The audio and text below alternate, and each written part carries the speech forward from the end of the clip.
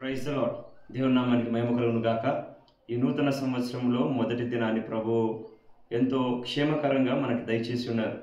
మరి ఈ నూతన సంవత్సరాన్ని ప్రారంభించిన మనము ఏ రీతి ఈ నూతన సంవత్సరాన్ని కొనసాగించాలి?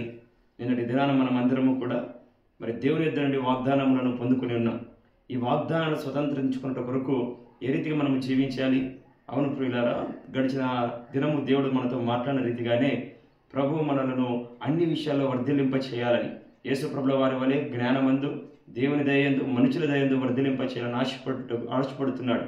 అందుకనే ఒక శ్రేష్టమైన వాగ్దానాన్ని ప్రభు మనకి ఇచ్చి ఉన్నారు. ఆ వాగ్దానాన్ని స్వతంత్రించుకునే దాని కొరకు వాక్యంలో చెప్పబడుతున్నటువంటి మాట ఏంటో తెలుసా అండి?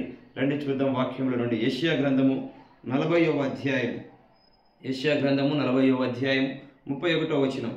యెహోవా కొరకు ఎదురు చూచువారు నూతన బలము పొందుదురు, వారు పక్షిరాజు వలె రెక్కలు చాపి పైకి ఎగురుదురు, అలయక పరిగెత్తుదురు, సొమ్మసిల్లక నడిచిపోవుదురు.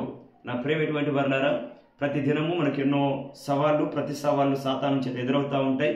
ఈ సంవత్సరంలో కూడా సాతానుడు దేవుని యొక్క వాగ్దానాలకు విరోధంగా అనేకమైనటువంటి నిరాశపరిచేటువంటి కార్యాలతో వాడు సిద్ధపడి ఉంటాడు. అయితే దేవుని ఎదుట మనకు దొరుకుతున్నటువంటి గొప్ప బహుమానం, గొప్ప ఆధిక్యత ఏంటంటే యెహోవా కొరకు ఎదురు చూచువారు వారు నూతన బలము పొందుకుంటారని వాక్యంలో చెప్తుంది.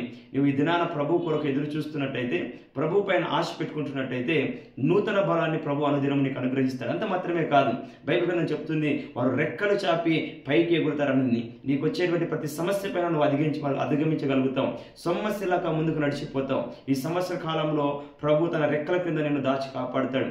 కాబట్టి ప్రభు పైన ఆశ పెట్టుకో, ప్రభువుని నమ్ముకో, ప్రభు పైన ఎదురు చూడు. ఆ రీతిగా దేవుని యొక్క నూతన బలాన్ని ప్రతిదినము నువ్వు పొందుకోవాలని నేను దేవుని సేవకునిగా మీకు మనవి చేస్తూ ఉంటున్నాను. నీకున్నటువంటి పరిస్థితుల మధ్య నువ్వు కృంగిపోవద్దు, అలసిపోవద్దు, సోలిపోవద్దు. దేవుని కొరకు ఎదురు చూడు, దేవుని కొరకు ఆశ పెట్టుకో, దేవుని పైన నమ్మిక ఉంచు.